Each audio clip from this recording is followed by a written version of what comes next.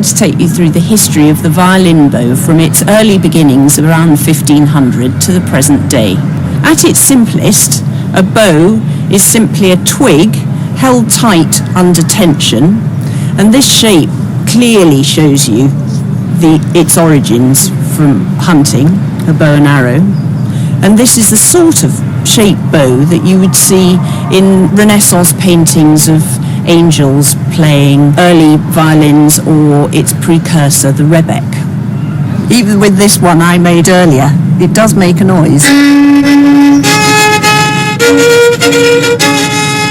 So this is my earliest bow. It's a copy of a bow from around 1600, and as you can see, it's going to be pretty useless unless something makes the hair tight. And that something is a little piece of wood which we call a frog.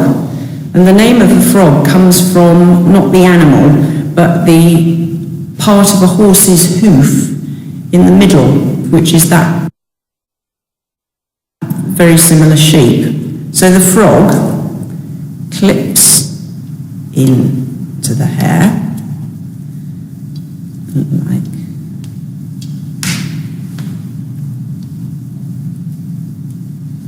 this, and off we go.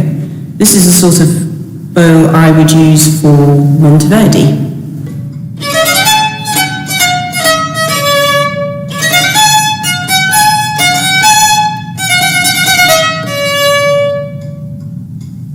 So this is my next bow. It's a copy of a bow from the Ashmolean Museum. We've got a bit of technology here now. It's longer than the twig, but it's also got a screw for tightening and loosening the hairs of the bow without doing the clipping of the frog. And it's the sort of bow I'd use for playing Purcell or Lully.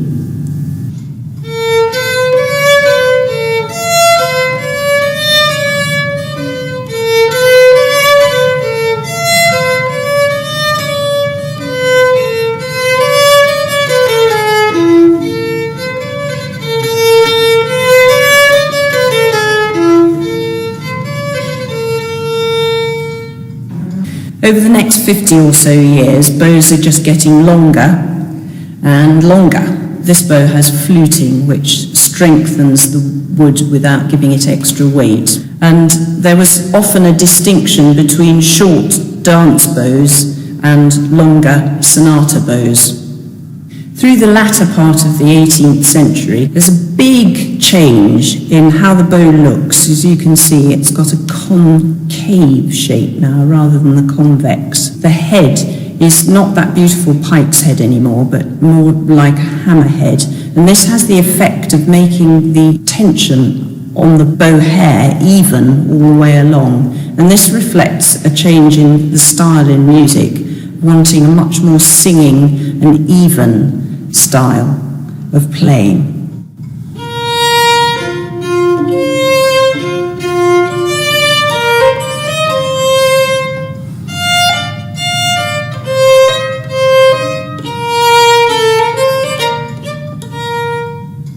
Going from an open frog to the hair being held tightly in a band by a metal ferrule, and the sort of ornamentation that you get on the end of a frog, which adds the weight at the heel of the bow.